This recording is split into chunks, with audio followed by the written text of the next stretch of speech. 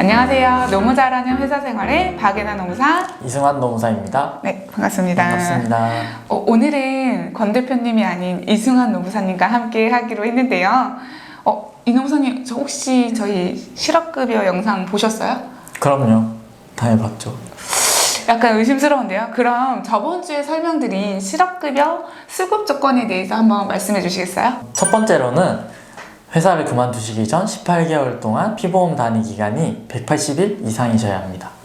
이 피보험 단위 기간이라는 게 무엇인지에 대해서는 지난 영상을 참고하시면 아실 수 있습니다. 지난 영상 어딨죠? 지난 영상은 여기. 두 번째는 근로할 의사랑 능력이 있는데도 아직 취업을 못한 상태이셔야 하고요. 세 번째로는 재취업을 하기 위한 노력을 적극적으로 해야 합니다. 가장 중요한 것은 회사를 그만둔 이유가 무엇인지인데요. 원칙적으로는 비자발적으로 퇴사를 해야 하지만 예외적으로 자발적으로 퇴사한 경우에도 실업급여를 받을 수가 있습니다. 그러면 자발적인 사유에도 실업급여를 받을 수 있는 조건에 대해서 구체적으로 알아볼까요? 이노무사님. 네, 우선 첫 번째로는 실제로 채용됐을 당시에 제시받았던 근로조건이나 채용 후에라도 일반적으로 계속해서 적용받고 있던 근로조건이 있는데 이것보다 저하된 근로조건을 적용받을 경우입니다. 구체적으로는 원래 받기로 했던 임금보다 적은 임금을 준다든지 휴게 시간을 주기로 했는데 안 준다든지 약속한 것보다 더 적게 준다든지 이런 구체적인 경우들이 있을 수가 있는데요.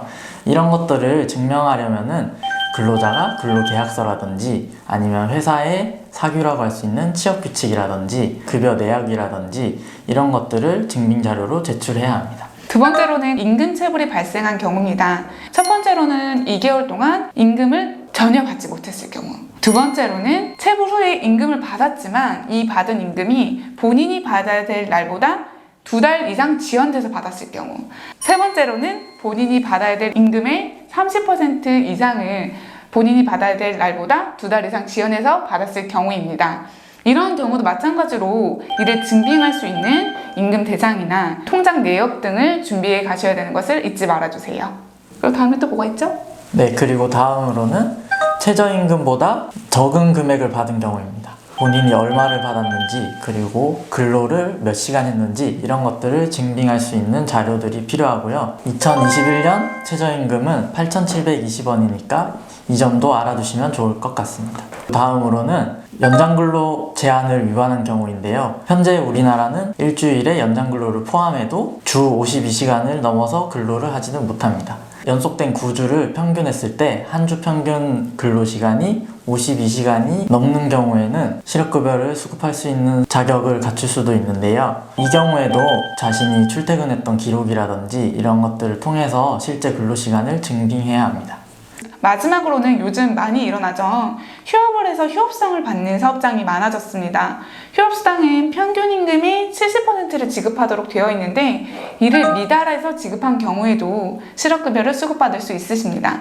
이러한 사유 외에 다른 자발적인 수급 조건은 뭐가 있죠? 네, 이러한 사유 외에도 직장 내 괴롭힘을 당했다든지 직장 내 성희롱을 당한 경우 자발적으로 퇴사하더라도 실업급여를 받을 수가 있습니다. 대신 이런 경우에는 노동청에 진정을 하든지 이런 절차들을 거쳐가지고 실제 일어났다는 사실을 증명할 수가 있어야 합니다. 그리고 여러분들이 되게 많이 알고 계신 사유죠. 실제로 통근 시간이 3시간이 발생하시게 되면 이것도 자발적인 사유임에도 불구하고 실업급여를 받으실 수 있습니다. 저희 집이 한 1시간 20분 정도 걸리는데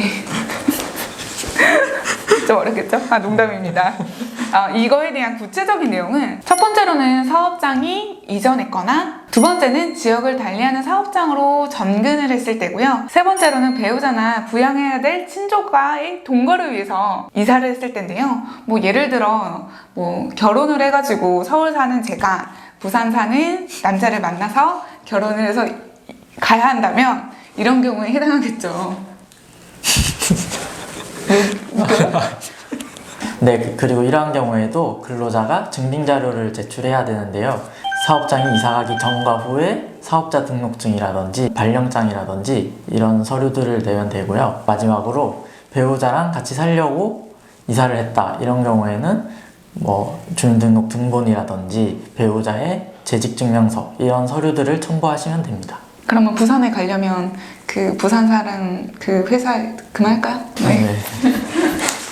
네, 그리고 다음으로는 임신이나 출산 또는 초등학교 2학년 이하 자녀나 만 8세 이하 자녀를 양육하기 위해서 사업주에게 휴가나 휴직을 신청했는데 사업주가 이를 거부했을 경우입니다. 본인이 신청했다는 거를 잘 증빙서류로 가지고 계신 게 굉장히 중요할 것 같습니다. 실제로도 이 사유로 실업급여를 신청을 하시려면 육아로 인한 퇴사 확인서라는 거를 제출을 하셔야 되는데요. 이 퇴사 확인서는 사업주도 쓰셔야 되고 근로자도 쓰셔야 됩니다. 마지막으로 한 가지가 남았죠. 네, 마지막으로는 정년이 지나서 퇴사를 하거나 기간제 계약을 했는데 기간이 끝나서 퇴사를 하는 경우입니다. 다만 주의하실 점은 회사에서 재계약을 하자고 요구를 했는데도 근로자가 거부하신 경우에는 원칙적으로는 받으실 수가 없고요.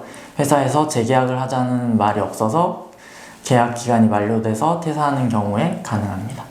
이렇게 저번 주와 이번 주 실업급여에 대해서 한번 알아보았습니다. 이 영상을 보시고도 더 궁금한 게 있으시다면 관할 센터에 직접 연락하셔서 문의하시는 것이 가장 좋습니다. 증빙서류가 굉장히 다양하고 또 요구하는 게 다르기 때문에 실제로 준비를 해가셔도 부족하다는 얘기를 들으실 수가 있어요. 그렇기 때문에 가장 정확한 건 관할 센터에 연락하시는 것이 가장 좋습니다. 오늘도 저희 영상이 조금이라도 도움이 되셨다면 좋아요, 구독, 알림 설정 해주세요. 부탁드립니다. 잘하는데요? 이것만 잘해. 이것만.